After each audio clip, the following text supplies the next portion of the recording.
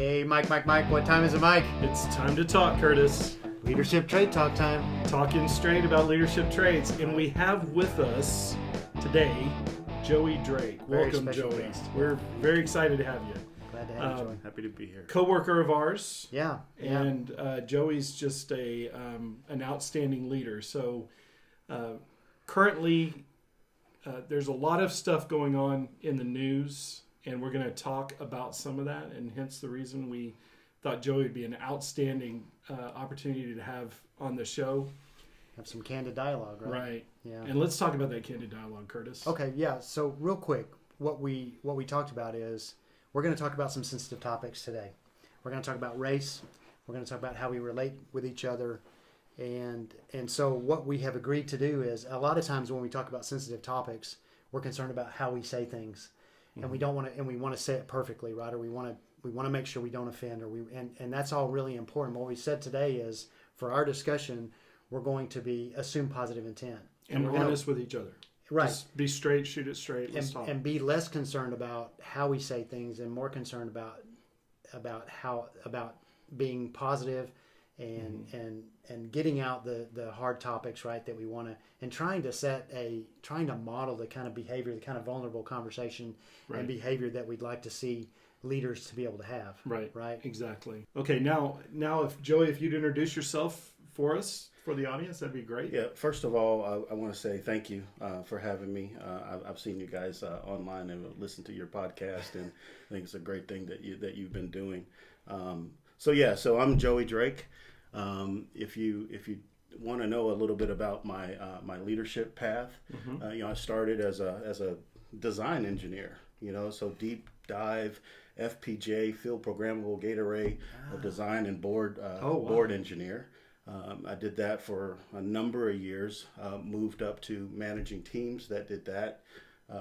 Started my leadership path really in about 2006. Okay.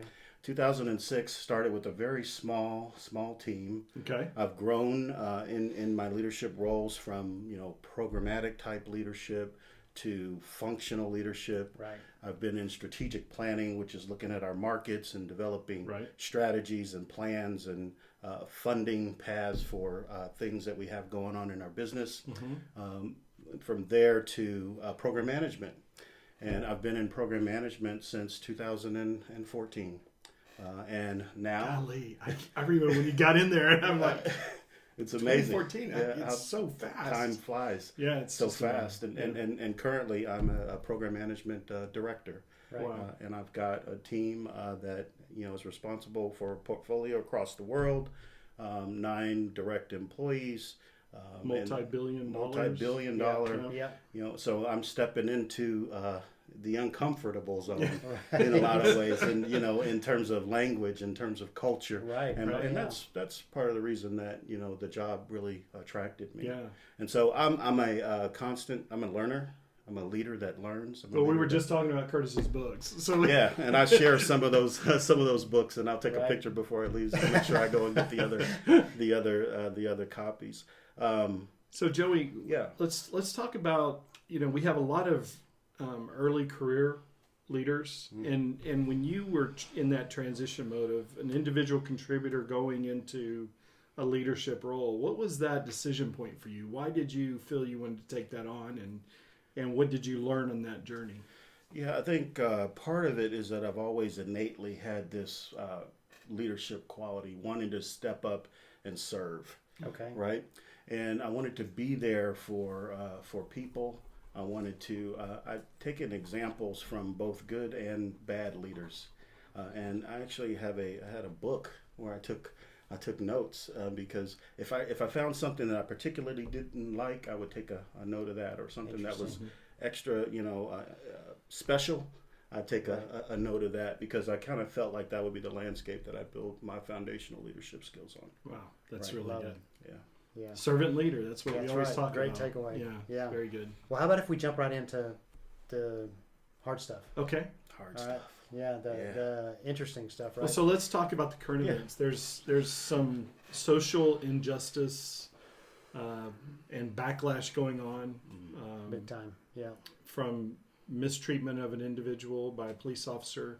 and it's created a lot of tension, and rightly so. I mean, this isn't the first time either. This has been a repeated scenario. Right. And I'll tell you, when this happened, I was really struggling with what I should do as a leader. It was, how do I reach out to my black colleagues and say, and what do I say, right? Mm-hmm.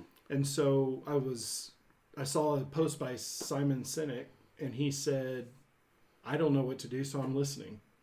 And I thought, maybe I should just call. And I made some calls. And I'll tell you, they were very heartfelt responses to my inquiry. And it was just amazing to me to see and hear perspective. And you didn't call with an attempt to solve the problem. No, right?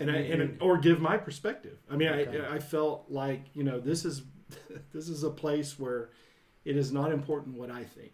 Right. What is important is that I listen and I learn from the individuals that are having to really grapple with this. Yeah. And things that really resounded for me were one of my team members, she was saying that her son is now getting to an age where people may be in fear of him, right? And I'm thinking, I know her son, and I'm like, no, he's a great kid, Yeah. And she's like, you don't know how the world looks at him. I mean, we have to deal with that. His father deals with that, and then all those things I'm grappling with in my mind. So that's just an example of just listening and understanding how the world is. Yeah, and hearing a for perspective her, right? that Exactly. you would not have ever right. heard. Mm-hmm. How have you dealt with? Do you mind sharing with some of what's come up for you in this? So I can tell you, over the last 2 weeks or more, I've had quite a bit of time to think through this. It's been an emotional roller coaster. Right. And I want to tell you why is because it resonates with me so deeply.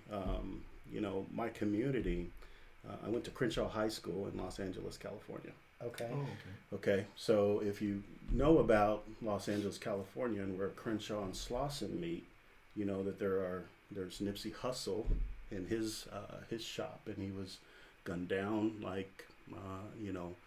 and I was there the day before that happened, and I was planning to go on Sunday. But right across the street from there is where there was quite a bit of buildings that had been burned down. Mm-hmm. There had been looting, there had been rioting, and we all know the subject back then was Rodney King. Right. Okay? Right. Yeah. So it was 30 years ago. Yeah. Right. So I'm very familiar, and back then, I peacefully protested. I want to say off the top that, I don't support nor do I condone any physical damage or violence or any of that. But I peacefully marched and protested that situation, right? It was one of the first ones that was videotaped, right, for the world to see. Yes. Right? Okay. And so with this most recent event now being separated by 30 plus years, right? It brought back some of those same images, some of those same feelings, and it made me really grapple. I had to grapple with it also. Like, why is it that the needle has not moved? 30 years 30 years later. 30 years later. Oh. And those are bookend events, but if you look at some of the events that have happened over the past most recent history, you have to wonder to yourself, okay, so when is the change going to come about? Right. I had to ask myself also, how are you, Joey, planning to respond to this? Right. And so that Monday was coming up, and I said, I'm not at a space where I can have this conversation. Mm-hmm. It was just too much. It was too much. It was too emotional, really, for me. Right. But by that Wednesday, I knew that I had to do something, and so I sent out a note to my staff and said, the next staff meeting, we're going to talk about this, right? Wow. Because to me, to not acknowledge it, that what's going on outside the walls of your job, is not authentic. Right. It's not genuine. It's not one of the leadership traits that I would have wrote in the good column when I wrote my book and took the notes from leadership. Right. It never would have been. So I said, well, Joey, okay, it's time for you to step out a little bit. Right. Now, was that uncomfortable for you to do that? It was a little uncomfortable because, you're being vulnerable Right. as a leader. Right. Right. But a lot of times that's how you build the trust, with your team. Mm-hmm. That's, stepping out there and giving your perspective and your history and your experiences, might help them. And you know what? As soon as I sent that note out, I had 2 or 3 people that came, oh, thank you. I'm glad that we're going to have this conversation. I cannot wait. Wow. Because this has been impacting me so bad. Right. So we went through this past Monday and we had that conversation. Mm-hmm. And it went very well. That's awesome. There was not a dry eye on Right. the phone, right? Because of COVID, we're all home and we weren't on video. Right. But everyone was able to step into that space. It was safe. They didn't feel like there was any risk involved, and to offer their perspectives. Wow. And that's really all we're talking about is Right. discourse. Right. Because it's the dialogue that moves things forward. Right. But what I do know is I don't want to sit 30 years from now, a year from now, and not see any Right. change as a Yes. result of everything that's happened. And I have my ideas about why it is at this moment that it has really created an exponential response, both locally and globally. Right. And I think that is because of COVID. Mm.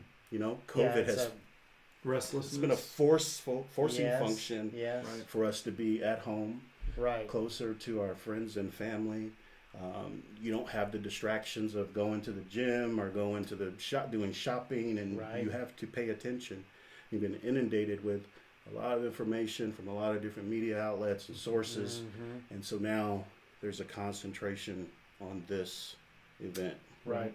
It's interesting. It seems like it's brought out some of the best that we've seen, and then some of the worst. Right. It Yeah. just is.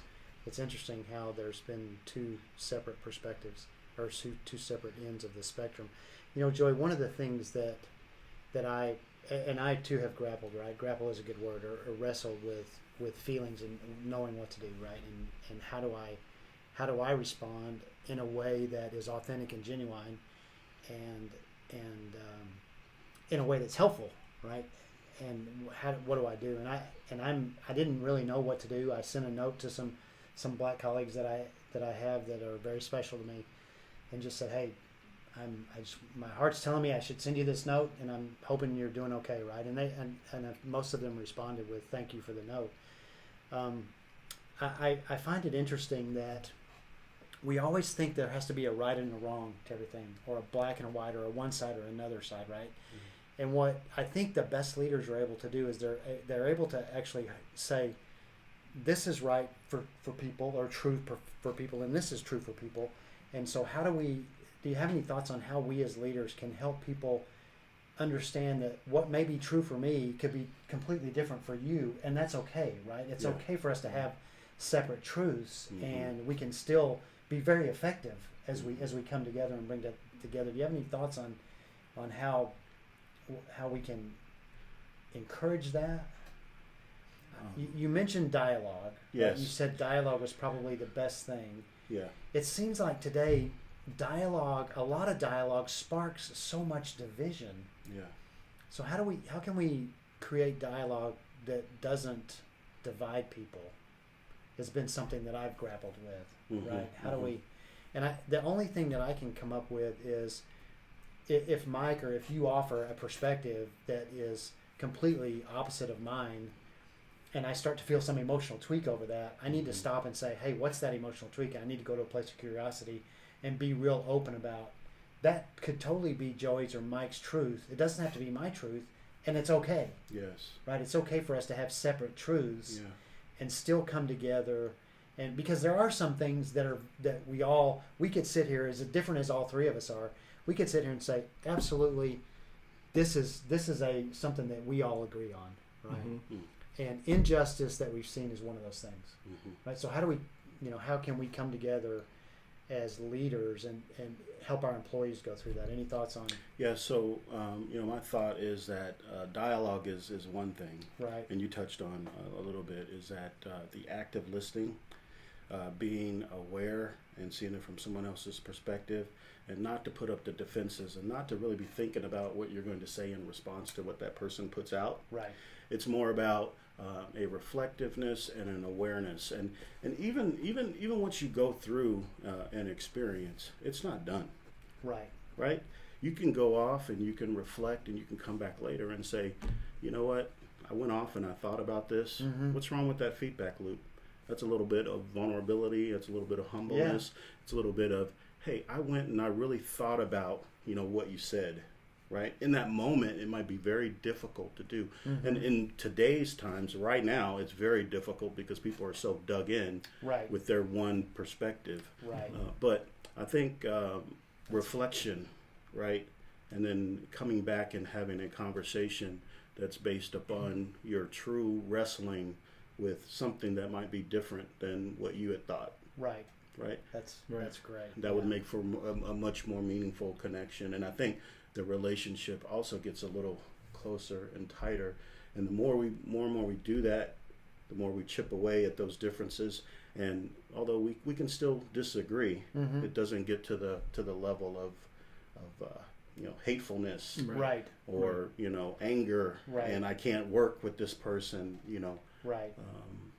That's what I believe. That's great. Well, I like what you said too, Curtis. You said that there's a spectrum of beliefs and everything, and I think so many times leaders feel like they've got to come in and they've got to be the mediator, or they've got to bring these two together to create an understanding. And sometimes you just say there is a difference, everybody. Yeah, right. There's a difference, and you need to hear that your perspective isn't the only perspective in the room. Yeah.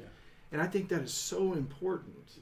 And I have seen leaders, like someone will express something and someone else will express something, and they'll say, well, I think what we need to do is, and try to bring them together instead of just realizing there's just a difference. There is a difference. Right? And we need to honor the difference, respect the difference. And that's where, I think so many times people go to diversity and inclusion as a race thing. And it's like, no, there's so much diversity between similar people. Right. And let's say, what's similar mean? I grew up in the same city as you. I may have gone to the same high school as you. We're both white, went to the same church. There's still a lot of diversity, right? And it's understanding that those perspectives are out there, and we've got to bring them forward so that we all can, inclusion, be together, learn about each other, and then we have more of a holistic view, an approach to all the problems, right? Right. Yeah, I think, and I like what you said about how, there's a thread, or can be a thread, between me and you, even though we look different, right? But the only way to unearth that, to get to that, is through dialogue. It's through dialogue. Right. Yeah. It's really the only way to get to it, right?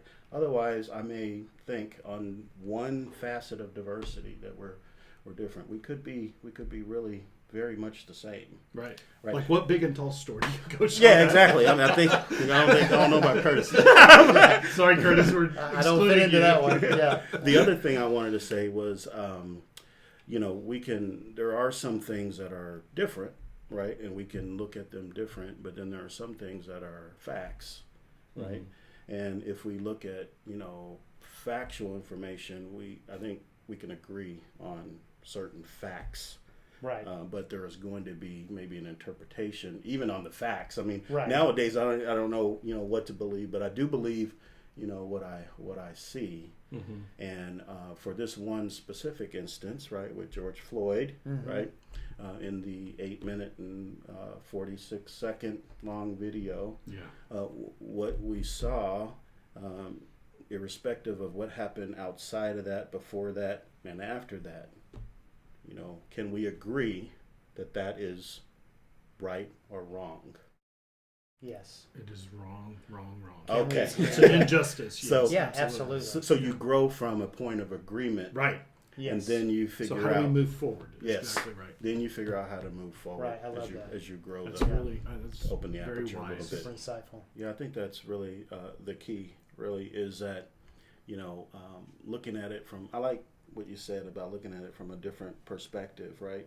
And then even considering your own environment based upon what you took in. It's a Right. reflective piece. It's a learning piece. It's an awareness piece. Nobody's right. Nobody's wrong. It's just information. Right. And information is great because it has a tendency to make you want to wrestle with it. And Yes. you got to figure out, how does this fit into my framework, Into your in my belief system. database? Yes. Right. Right. How does it fit in my database now? Well, we all process things differently, right? Yeah. So when we hear it, when we see it, we try to understand it in our brains, and yet everybody's brain's been developed differently. So it's how do we chew that up, and then how do we bring it forward? And I think too many times we try to explain things simply, yet it comes out as ignorance. That's what's important. Instead of going to your safe place of blaming it on somebody or something or some color, go to a place where you can say, now I'm going to, assume positive intention. I'm going to go learn and be curious. I'm going Right. to learn from this, learn from Joey. That's where we all have to be, because it could be the same statement of, Mike was on the team and now he's running the team. Really? I mean, Right. there's all things you can go to try to make yourself feel better. Right. That's ridiculous. Yeah, and if you Right. tweak a conversation a little bit and say, hey, Joey's really not all that special. Joey is not an anomaly. He's the possibility. Right. So Exactly. what is Oh it my that we gosh. can do to support, Right. people that have these differences to get them included in the conversation, get them included in the pools, and prop them up so that they have the same opportunities that Joey did. Right. Joey's not really that special.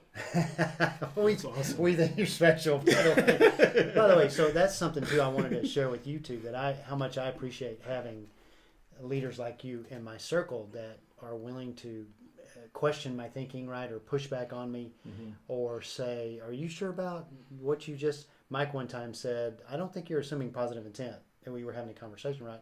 And I really appreciate having a circle of leaders where they're willing to call me out and help me be aware of some of the things that I may not be as aware of. And I think that is another strategy that leaders can use to help each other, right? And that's what diversity, inclusion, it makes any corporation, team, family so strong. Individual even, right? Yeah. Is when you recognize there is a lens that I look at this world through. I need help seeing other things, Right. right? A Right. fish doesn't know it's in water, Right.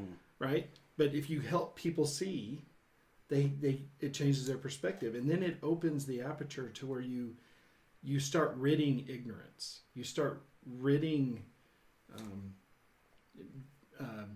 conflict, right? Right. When people can open themselves up. I mean, they have study after study after study where you can take die-hard individuals, some very strong belief, and another person of that polar opposite belief, and put them in a room together. And with friendly conversation, they walk out of that room changing the way they look at the other person. Right. And there's so much value in that. That's what we've all got to open ourselves up to. I don't know everything. I don't see everything the way everybody sees it. That's okay. That's what makes us all so great, is bringing all that forward and working together. Yeah. We're all under construction. That's exactly right. Always. So you said you're a learning leader. Yeah. That's a pure recognition of the fact that you've always got to be challenging yourself to be the best person you can be. Right. You never arrive. No doubt. If anyone ever thinks they arrive, Right. Yeah. they're fooling themselves, Yeah. right? Yeah. Yeah. My wife always says, "Don't seek happiness. You'll never get to happy. Be joyful." So in other words, no matter what's going on, be joyful as you move through the world. I think that's so great, because it's not like happiness is this spot that once you're there, You've you know, arrived. you've arrived. Right. And so it's the same thing with all this that we're talking about. So Yeah, I agree. Yeah. Wow. We've talked about some great topics. yeah. What do you have any other, just some parting shots or any other comments you want to share with us, Joy, as we wrap this up?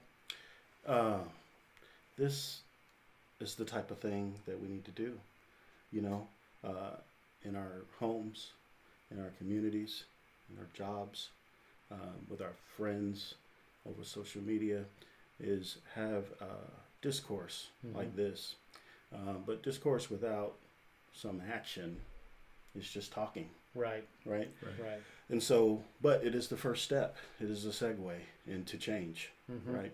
Into understanding and into awareness. And so, my plea would be for everybody out there to follow that model, to follow this model, because I think we all want the best world that we all can live in.